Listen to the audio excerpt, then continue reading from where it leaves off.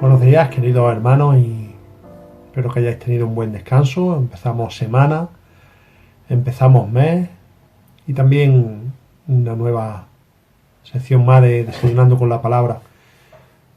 Estamos contentos de poder hacerlo y también seguir teniendo colaboraciones de hermanos. Y en esta mañana va a ser nuestro querido hermano Ever Torres. Él sirve en la iglesia de Marín, están a pleno tiempo con su esposa Olga y sus 3 hijos. Y estamos agradecidos al Señor también de tener un hermano tan querido y que ama tanto también la palabra entre nosotros. Así que vamos a abrir la semana con un precioso devocional que nos va a ayudar también a reflexionar sobre todas las cosas y especialmente meditándola en la palabra, con lo que supone para nosotros. Así que damos gracias, oramos también por Ever, por Olga, por los niños y por sus vidas también, que sirvan al Señor como lo están haciendo aquí de una forma fiel. Así que, hermano, buena semana a todos y que el Señor nos guarde y nos cuide en todas las cosas. Amén. Buenos días, hermanos. Es un placer saludaros, aunque sea en estas circunstancias. Y me gustaría compartir con vosotros un texto que está en el libro de Isaías capítulo 9, versículo 6. Isaías 9, versículo 6. Dice así la palabra de Dios. Porque un niño nos ha nacido, un hijo nos ha sido dado, y la soberanía reposará sobre sus hombros, y se llamará su nombre Admirable Consejero, Dios Poderoso, Padre Eterno, Príncipe de Paz. Parece que ciertos textos están reservados solamente para ocasiones especiales, y sin embargo podemos beneficiarnos de ellos todos los días. Este es el caso de Isaías 9, versículo 6, y me gustaría brevemente mencionar algunos hechos con respecto a la segunda parte del versículo. En el momento en el que Isaías escribe estas palabras, el pueblo se encuentra en pleno declive y una etapa de gran inestabilidad política y social lo acecha. Es un tiempo de oscuridad, es un tiempo de angustia, es un tiempo de incertidumbre y dificultades. Sin embargo, el profeta trae un mensaje para el pueblo que cambiará su realidad y la del mundo entero de manera definitiva. Y a la hora de referirse a este Mesías que está anunciando, utiliza 4 nombres que nos presentan un panorama realmente rico, porque llegamos a contemplar a ese Jesús de una manera totalmente diferente a la que habitualmente se nos tiene acostumbrados. Lo primero que encontramos en el texto es que a Jesús, al Mesías, se le presenta como admirable consejero. Algunas versiones separan estos 2 términos como si fuesen 2 nombres, pero en el original se trata de uno solo. La traducción literal sería consejero maravilloso, consejero sobrenatural. Y la idea es de alguien que cuenta con una sabiduría como no se conoce en el mundo. Alguien que cuenta con una sabiduría que se escapa a todo lo que los parámetros naturales pueden describir. Esta es una faceta poco analizada de la persona de Cristo.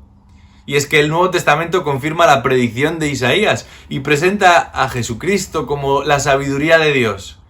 Por ejemplo, en Colosenses 2 se afirma que en Cristo están escondidos todos los tesoros de la sabiduría y el conocimiento.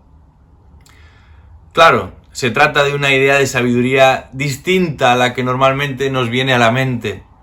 De hecho, este mundo lo considera una verdadera locura. Pablo nos recuerda esto en 1 Corintios. Los expertos de este mundo vienen y van, pero la Biblia nos dice, la verdad de Dios permanece para siempre. La sabiduría humana es limitada y no siempre acertada. Dios mismo tiene que recordárselo a Job en los capítulos 40 y 41 de su libro. Sin embargo, el profeta advierte a sus lectores que nadie como el niño que ha de nacer en aquel pesebre en cuanto a sabiduría. No hay realidad que Cristo no pueda comprender. No hay situación para la que Cristo no tenga respuesta. No hay circunstancia para la que Cristo no conozca una solución. Y el énfasis de este nombre es que esa sabiduría no está vedada, no permanece oculta. Cristo quiere hacernos partícipes de ella. Cristo viene a este mundo para hacernos partícipes de ella. Este consejero admirable, comparte su saber con aquellos que reconocen su sabiduría, que se sujetan a Él. El segundo nombre que aparece en este versículo 6 es el de Dios fuerte. Y sabemos que el nombre de Dios era algo realmente sagrado para los judíos, especialmente cuando se habla de Dios como Yahvé. Pero es interesante que este versículo se refiere a un niño aún por nacer como Dios fuerte. En el versículo 21 del capítulo 10 se utiliza esa misma expresión para hablar de Dios Padre. En Cristo, el Dios de Abraham, de Isaac, de Jacob se hace visible. En Cristo, el Dios Todopoderoso que había preservado al pueblo de Israel con sus milagros y prodigios se hace hombre. En Cristo, el Dios que había guiado a los suyos por caminos imposibles, el Dios que había librado a los suyos de enemigos invencibles, se encarna y lo hace para seguir mostrando su poder sobre la enfermedad, su poder sobre las realidades espirituales, su poder sobre el pecado, su poder sobre la muerte. La primera venida de Cristo estuvo caracterizada por su humillación, por sus aflicciones, por amor de aquellos que vendrían a la fe. Sin embargo, dice la Biblia que en su segunda venida Cristo se presentará triunfante, con toda autoridad, con todo poder, para establecer su reino aquí en la tierra. Ese versículo 6 continúa y ahora nos habla del Mesías esperado como Padre eterno.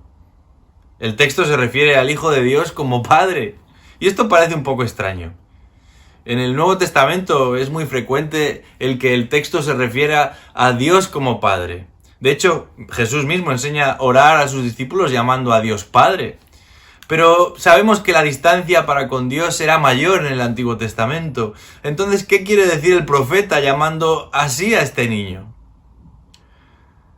Recordemos que en este texto y en esta sección del libro de Isaías no solamente se nos presenta a Jesús durante su ministerio aquí en la tierra, sino que se nos habla de un Cristo que un día regresará para gobernar el mundo.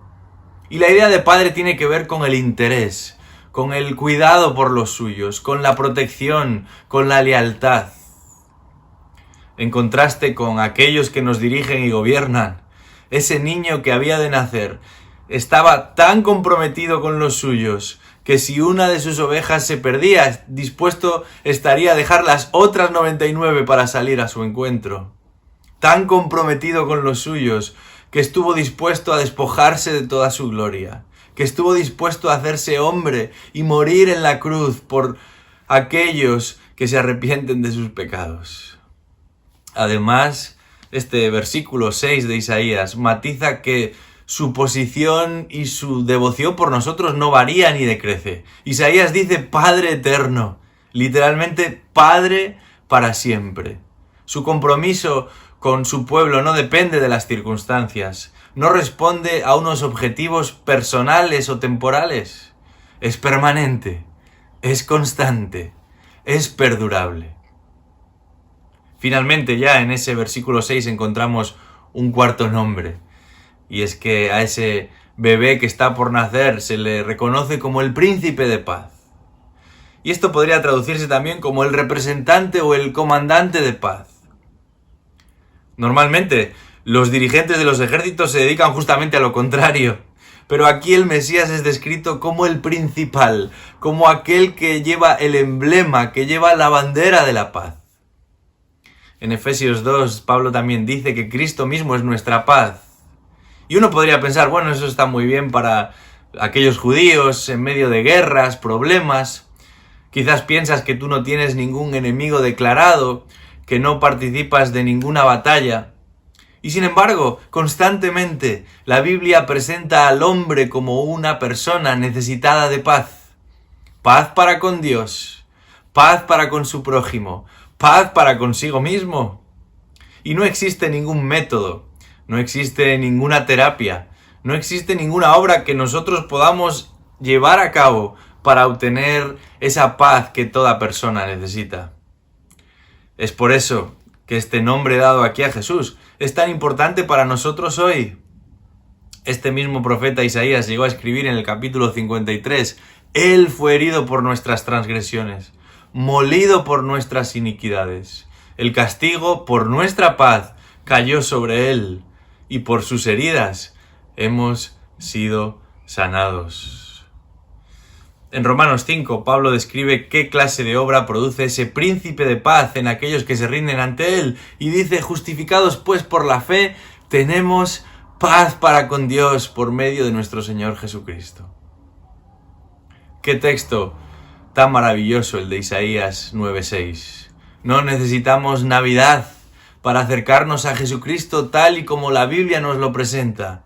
Admirable consejero, Dios fuerte, Padre eterno, príncipe de paz. Que Dios te bendiga.